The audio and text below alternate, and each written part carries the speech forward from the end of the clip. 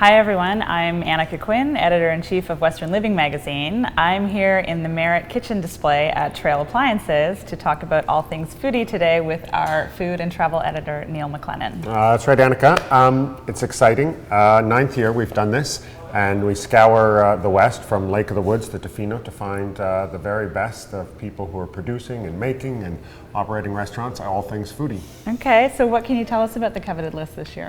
Well, I mean, one of the most important things is why we're sitting here.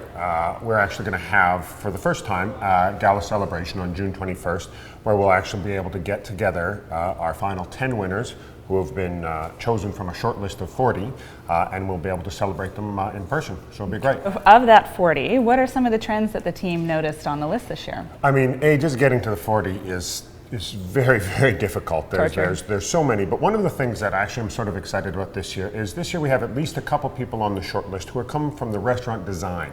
We have David Nicolay from Vancouver, we have Sarah Ward from Calgary, so I really am excited about recognizing those people who are so key to sort of a restaurant success. Right, I mean, Craig Stangetta is a past winner actually, right? Very For much. that very reason, a big designer in Vancouver. What about new restaurants? What are we seeing there? I mean, that really still is one of the best sources for nominees, where we see up-and-coming chefs and owners, pastry chefs, sous chefs, and this year we have a bunch of crazy ones. I love it. We have an old school, new school deli in Winnipeg that is everything that's good about an old Jewish deli and everything that's great about a new restaurant. Mm-hmm. We have a real farm-to-table place on a Gulf Island, population 1,800, that has people hopping on ferries just to go for dinner. We have a ramen shop in Edmonton that sort of blends the Japanese part of ramen with prairie ingredients. I mean, really the whole gamut. It's an exciting year. Yeah, I've heard about this sort of natural wine trend too. Can you tell a little bit about what that is and how that's reflected in the list? Natural wine it's a huge trend in the wine industry. It's what we call sort of non-interventionist wine. You make wine as naturally as possible. Very few additives.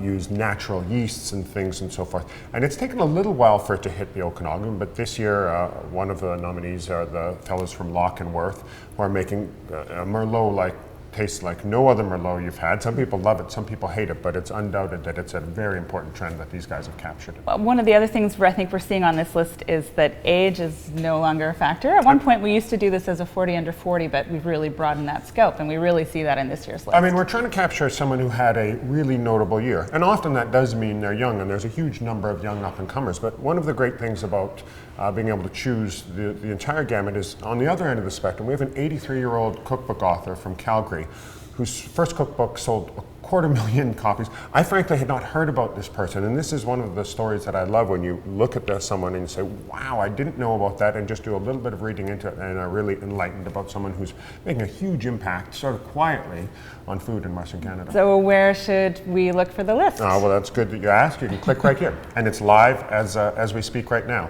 That'll give you the list of 40 shortlisted nominees, from which we will take 10. And we'd love to hear your feedback on any of our social channels about who you think is great and who you think maybe we got wrong and so forth.